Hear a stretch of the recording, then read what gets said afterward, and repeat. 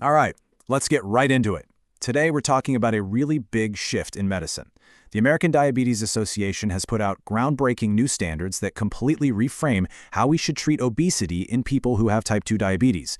And trust me, this isn't just some minor update, it's a whole new playbook. And at the very heart of this new playbook is a really tough problem. It's this vicious cycle. Obesity can lead to type 2 diabetes, but then some of the very treatments used to manage blood sugar, things like insulin, can actually cause you to gain weight. So the question is, how on earth do you break that cycle? That's exactly what these new guidelines are designed to answer. So here's how we're going to break it all down. First, we need to really understand that cycle we just talked about. Then, we'll get into the foundational, person-first approach to care. After that, we'll explore the game-changing new medications that are out there. And then, the most powerful tool in the arsenal, metabolic surgery. And finally, we'll pull it all together to see what a personalized plan actually looks like. Okay, let's start with part one, the obesity-diabetes connection. Because before we can really appreciate the new solutions, we have to get super clear on the problem itself. Now, this right here is so important. Listen to the language. The ADA defines obesity not as some kind of lifestyle choice or a lack of willpower, but as a chronic, relapsing disease. That's not just semantics, it's a massive shift in how the medical community thinks about it. It completely changes the conversation to one about medical management, not moral judgment. And for patients, that's a total game changer. And here's that vicious cycle laid out perfectly. Obesity is a major driver of high blood sugar, right? But then, one of the most common treatments for that high blood sugar, insulin, can actually make you gain weight, which in turn can make the high blood sugar even worse. You can see how that becomes an incredibly frustrating feedback loop for millions of people. But this is where the good news starts to kick in. Breaking this cycle doesn't always mean you have to make these huge, monumental changes. The science is really clear. Even a pretty modest weight loss, just 5 to 7%, can have a huge impact on your blood sugar and lower other cardiovascular risks. That's a totally achievable goal with an absolutely massive payoff. And what if you can achieve a bit more? Well, the benefits get even bigger. We're talking about a sustained weight loss of over 10%. That can actually have disease-modifying effects. The improvements can be so significant that, for some people, it might even lead to the remission of their type 2 diabetes. Remission? That's incredible. So let's move on to section 2 and see how we start building this new approach. Because it isn't just about the numbers on a scale, it's about people. And it all begins with a respectful, personalized foundation that's focused on intensive lifestyle changes. This is just so important. The guidelines are really explicit about changing how we talk by using what's called person-first language, like saying a person with obesity instead of an obese person. You're acknowledging that someone is not defined by their medical condition. It creates a partnership based on respect, and that's really the cornerstone of any effective care.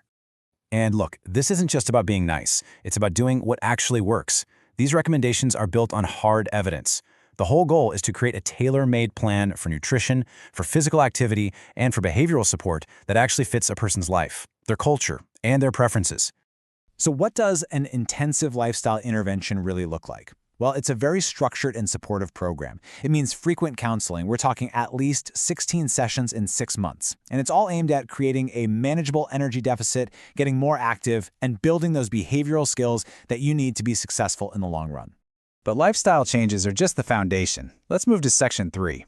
For a lot of people, the next level of care involves this revolutionary new era of medications. And these are some seriously powerful tools that are completely changing the game.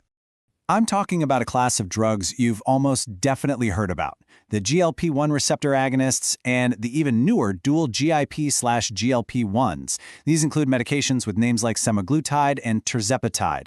And the reason they're so well known is because they are incredibly good at managing both blood sugar and weight at the same time. And the numbers really speak for themselves. Just look at these results from a major clinical trial. In folks with type 2 diabetes, the ones taking semaglutide lost on average 9.6% of their body weight. Compare that to just 3.4% for people who are on a placebo. The difference is it's huge. Okay, so this naturally leads to the big question that pretty much everyone asks. Are these lifelong medications? If they work this well, can you eventually just stop taking them? Well, the answer goes right back to that first definition we talked about. Because obesity is a chronic disease, if you stop the treatment, the disease often comes back. Studies show that people typically regain about half to two-thirds of the weight they lost within just a year of stopping these medications. The idea here is that it's a condition that's managed, not necessarily cured. All right, now for Section 4, we're talking about the most intensive and, for many people, the most effective tool that we have. This is metabolic surgery, an option that can deliver really significant long-term results. So the two most common procedures you'll hear about are the sleeve gastrectomy and the Roux-en-Y gastric bypass. With the sleeve, a large part of the stomach is removed to make it smaller.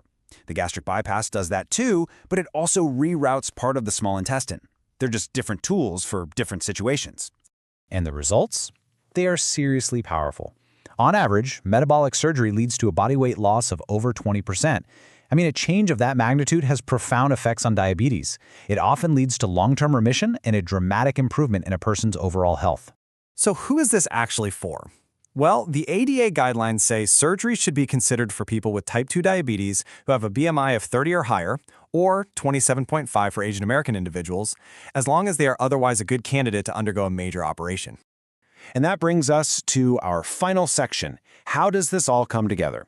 Because this isn't about picking just one thing. It's about building a personalized toolbox for your own unique journey. The best way to think about it is like this. You have a toolbox. The first tool, the foundation, is that intensive lifestyle program. To get more significant results, you can add another tool, like these advanced medications. And for the most powerful effect, you have the tool of metabolic surgery. The right tool or the right combination of tools is going to be different for every single person. And that, right there, is really the ultimate takeaway. The new standard of care is all about partnership. It's about shared decision-making between you and your healthcare team, working together to build a plan that is truly customized to your health, your life, and what's most important to you. You see, by making weight a primary target, right alongside blood sugar, we're not just treating symptoms anymore. We're getting at the underlying biology of type 2 diabetes. So the conversation is shifting. It's no longer just about how do we lower your A1C. It's now about how do we change the entire course of the disease itself? And that leaves us with a really exciting thought. What does the future of diabetes care even look like now?